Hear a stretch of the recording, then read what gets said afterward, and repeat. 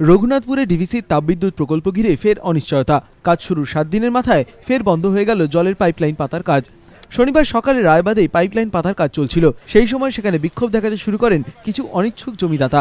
একটি মাটি কাটার যন্ত্র তারা আটকে রাখেন। বন্ধ হয়ে যায় কাজ। খবর পেয়ে পুলিশ গিয়ে মেশিনটি উদ্ধার করলেও কাজ শুরু করা যায়নি। বাধ্য হয়েই ফের কাজ বন্ধ করে দেওয়ার সিদ্ধান্ত নেয় ডিভিসি কর্তৃপক্ষ। পুরুলিয়ার রঘুনাথপুর 2 এবং নিতুরিয়া ব্লকে তৈরি হচ্ছে দামোদর ভ্যালি কর্পোরেশনের তাপবিদ্যুৎ কেন্দ্র। প্রস্তাবিত এই প্রকল্পের উৎপাদন ক্ষমতা হবে 2520 মেগাওয়াট। ধাপে ধাপে বিনিয়োগ হবে প্রায় 18,000 কোটি টাকা। প্রথম পর্যায়ে 8,000 কোটি টাকার মধ্যে 6,000 কোটি টাকা বিনিয়োগ হয়ে গিয়েছে। এই পর্যায়ে 600 মেগাওয়াটের 2টি ইউনিট তৈরি হবে। প্রথম ইউনিটের কাজ প্রায় সম্পূর্ণ। নতুন বছরের গোড়ায় সেখানে উৎপাদন শুরুর কথা।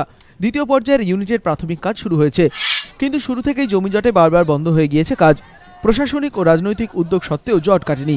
এই পরিস্থিতিতে 22শে ডিসেম্বর বিক্ষোভের মাঝেই জনপ্রতিনিধিদের উপস্থিতিতে ফের কাজ শুরু হয়। কিন্তু সপ্তাহ যেতে না যেতেই বিপত্তি। যদিও পুরুলিয়ার জেলা পরিষদের সভাধিপতি সৃষ্টিধর মাহাতো জানিয়েছেন, মানুষকে বুঝিয়ে দ্রুত কাজ শুরু করা হবে। 2-1 দিনের মধ্যেই পুনরায় কাজ শুরু করার চেষ্টা চলছে। রঘুনাথপুর প্রকল্পের সঙ্গে রাজ্যের স্বার্থ জড়িত, তাপবিদ্যুৎ কেন্দ্র হবেই। এদিনের ঘটনায় হতাশ ডিভিসি কর্তৃপক্ষ। বারে বারে কাজ থমকে যাওয়ায় তাপবিদ্যুৎ প্রকল্পকে ঘিরে অনিশ্চয়তা তৈরি হয়েছে। ইতিমধ্যেই দ্বিতীয় পর্যায়ের কাজ সরিয়ে নেওয়ার হুমকিও দিয়েছে তিতিবিরক্ত ডিভিসি। ধ্রুবজ্যোতি প্রামাণিক ও হংসরাজ সিংহ, এবিপি আনন্দ।